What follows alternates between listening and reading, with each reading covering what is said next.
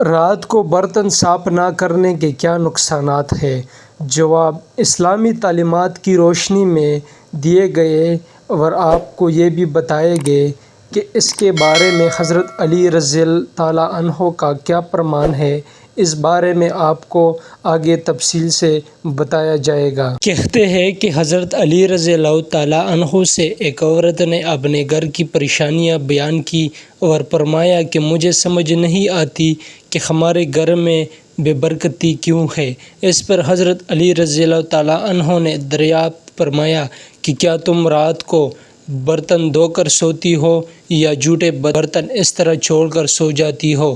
تو اس عورت نے کہا کہ میں رات کو برتن ویسے ہی چھوڑ کر سو جاتی ہوں۔ تو اس پر حضرت علی رضی اللہ عنہ نے فرمایا کہ تمہارے گھر میں پریشانیوں اور بے برکتوں کی وجہ یہی ہے، اس لیے رات کو برتن صاف کر کے سویا کرو۔ اس بات سے معلوم ہوا کہ رات کو جھوٹے برتن نہیں چھوڑنے چاہیے، اور اس بارے میں سائنس کا بھی یہی کہنا ہے کہ اگر برتن کو زیادہ سے دیر کے لیے گندا چھوڑ دیا جائے تو ان میں نقصان دہ قسم کے بیکٹیریا پیدا ہو سکتے ہیں جو کہ مختلف بیماریوں کا سبب بن سکتے ہیں۔ اور ظاہر سی بات ہے کہ جب برتنوں میں کانے بننے کی اشیاء ہوگی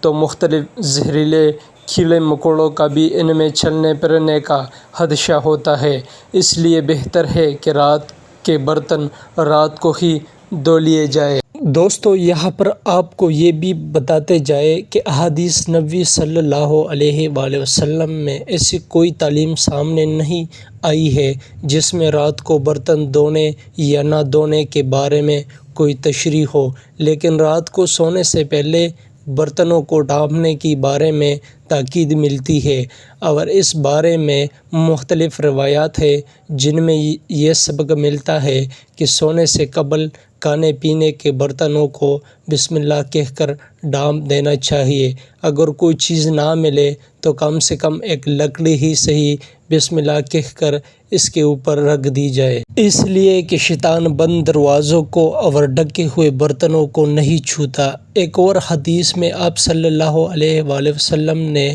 اس کا سبب یہ بیان فرمایا ہے کہ سال میں ایک رات ایسی آتی ہے جس میں وبا اور بلا نازل ہوتی ہے، اور جس چیز کا منہ بند نہ ہو اور جو برتن ڈھکا ہوا نہ ہو تو